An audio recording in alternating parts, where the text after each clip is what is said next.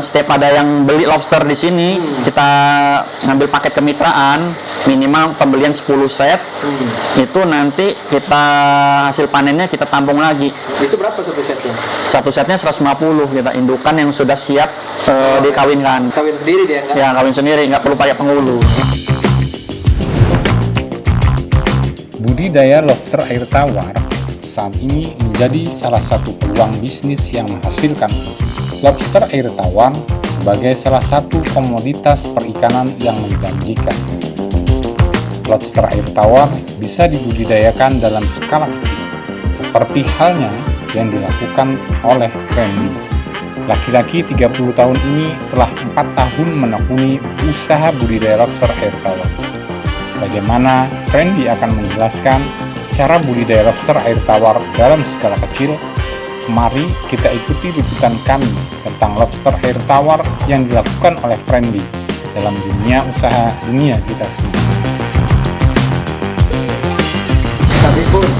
Sabibun, jumpa lagi di Asren Channel. Kita berbagi peluang, menebar manfaat. Kali ini kita bersama Mas Randy ya. Ya. Beliau usaha lobster air tawar. Lobster ini udah berapa lama nih? Kurang lebih sudah berjalan 4 tahun dari tahun 2019.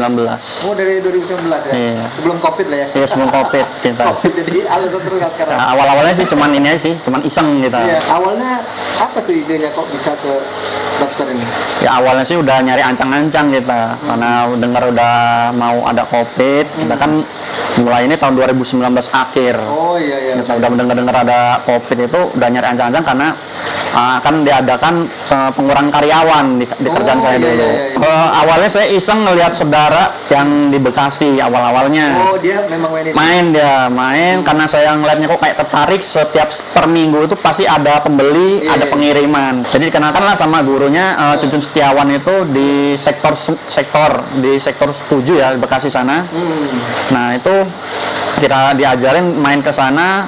Lama-lama ya kayaknya asik juga, pemeliharaan tidak susah, mulai tertarik. Dari situ kita udah mulai belajar, ngambil sedikit, bawa ke Lampung, lalu dikembangkan. Awal-awal ya saya jual ke toko aquascape bibit-bibitnya. Awal-awal untuk hias, karena jenis ini kan jenis konsumsi sebenarnya, karena kan untuk hias itu udah jarang yang tahu. Betul. Adanya yang tahu tuh hias itu jenis Marlboro, Clarky, gitu, Mantis gitu kan ada. Sekarang kalau pembudidaya lain itu ada juga kasih makan khusus, yaitu pelet. Pertama, kalau pakan tidak habis akan menimbulkan amoniak. Jadi kadar airnya mancur, jadi racun. Jadi kita ngejaga caranya gimana, yaitu cari pakanan alternatif. Kita bisa diseling karena kita cari sayuran atau yang mengandung protein, kayak kacang kedelai kan mengandung protein, tahu. Nah itu bisa diseling juga kayak keong sawah, cacing tanah itu bisa. Untuk proteinnya. Tambahan protein. Pagi itu 30%, sore itu menjelang malam itu sekitar 70%, karena lobster ini hewan nokturnal. Yang susah itu cuaca biasanya. Oh, gimana? Cuaca itu kalau hujan kan pH air kadang turun. Kita harus mengecek kadar pH air gimana. Normal pH itu 7 sampai 8. Cara naikinnya kita tebar garam aja. Garam kasar, garam krosok kayak garam ikan. Nah, kalau penyakit lobster itu sebenarnya sih nggak banyak ya, nggak kayak udang Paname. Kalau lobster tahun ini penyakitnya cuman parasit aja. Parasit itu kayak penyakit jamur, kulit melepuh, nah gitu doang. Itu biasanya mengganggu siklus untuk gantian molting biasanya. Apa itu? Molting itu untuk pergantian kulit. Oh iya. Biasanya kan lobster ini kan biar dia cepat besar ganti kulit. Oh, berarti menghambat pengembangan ya. Nah, jamur itu kita bisa pakai yang obat alami, pakai daun ketapang, ketepeng itu, warna kuning yang udah tua dan udah keras itu kita rendam aja, air udah kecoklatan udah kita tebar ke kolam. Oh gitu. Iya. Ini ke kolam. Kalau lobster ini sih airnya nggak terlalu jernih, nggak apa-apa, nggak terlalu butek sih. Yang penting stabil lah, standar. Yang penting ada kadar, ya pH-nya, pH sama kadar oksigennya terjaga itu aja. Di sini untuk penjualan sih kadang ada juga pembibitan, perkawinan juga ada.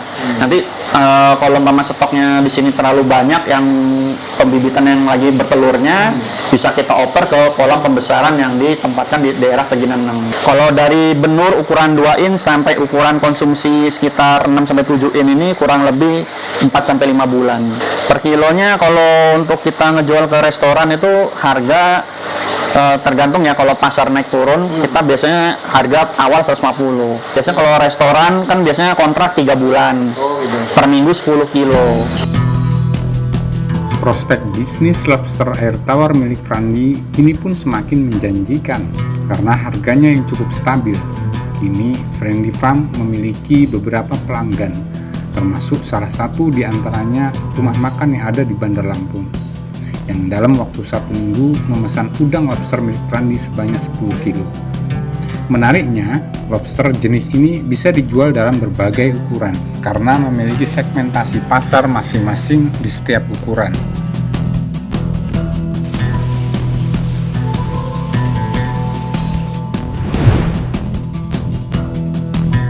Proses adaptasi awal itu biasanya dua minggu proses adaptasi.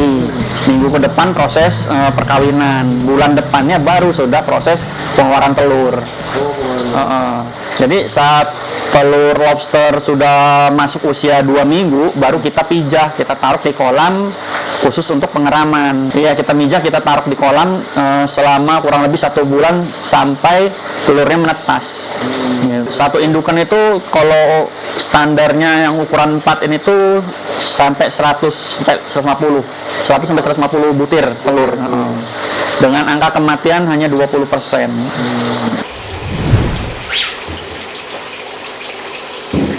Dia kalau baru netes itu kurang lebih kita puasakan dulu selama seminggu. Nggak dikasih makan? Nggak dikasih makan karena masih ada sisa-sisa cangkang telurnya itu, protein dari cangkangnya itu, biasanya dia buat makan cadangan, dimakan dulu.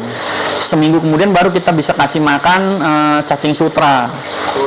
Cacing sutra atau kuning telur. Kuning telur juga kita kasihnya sedikit demi sedikit. Pembudidayaan lobster jenis ini juga cukup mudah.